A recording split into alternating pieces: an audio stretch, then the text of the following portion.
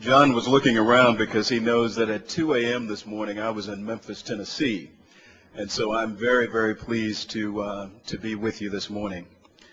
First of all, I'd like to give John and Robert Kudner and also Richard Leone just words of encouragement in this endeavor.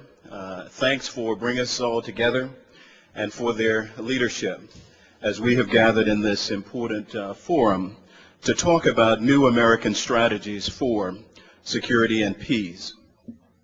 As I was sitting there, I thought that it's quite interesting that we will have a son of Virginia to come before us in but a second.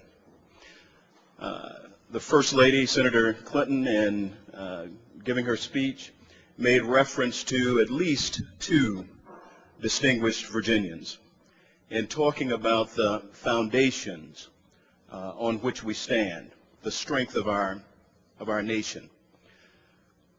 Roughly 200 years ago, a former governor of Virginia decided to enter into an international agreement that literally doubled the size of America. And from the Mississippi to the west, we moved. And in the interim, the stony roads of James Weldon Johnson and the two roads diverged in a yellow wood of frost, and that historic flight of two brothers 100 years ago. Those activities through the mode of transportation, they've brought us together.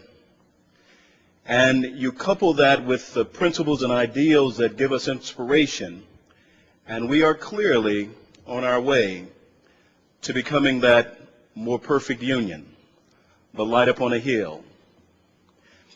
As a former Secretary of Transportation and thinking about transportation in that way, the tie that binds, the means by which we pursue happiness, I can tell you that on 9/11, it was like taking a blow to the gut.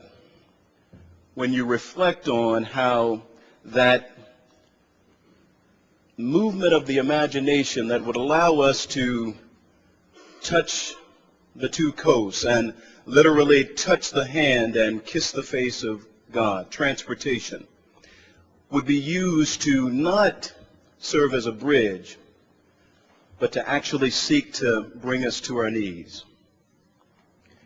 Well, I'm pleased that we were able to gather our resources, our internal resources, and to steady ourselves and to remain a light upon a hill. But the light and its glow both are being challenged in this day and in this time, with all of the storm clouds around us.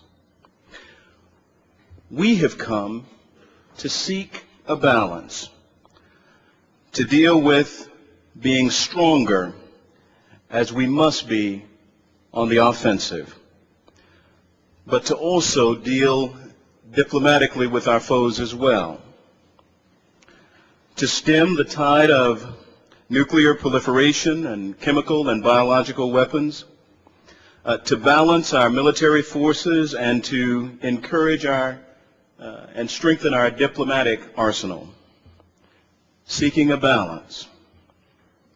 Well, what greater voice than clearly the voice that we've just heard of the senator from New York about the delicate nature of that balance.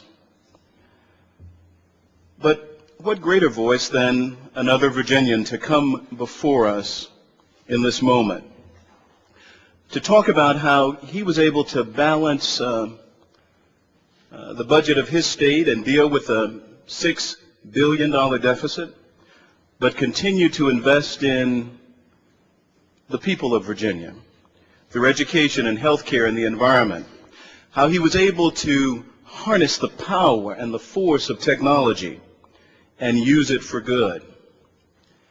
and how he, as a state leader, was able to stand as our nation stood when the Pentagon and his state, and when airports like Dulles and Reagan National were brought to a halt.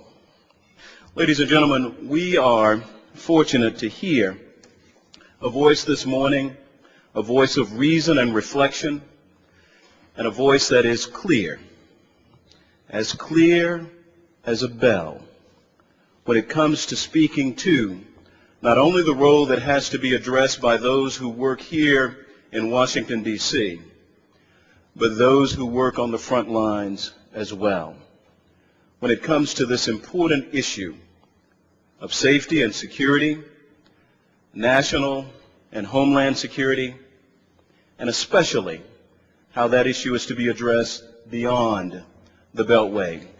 Please join me in bringing forth a true visionary and committed servant in this regard, Governor Warner.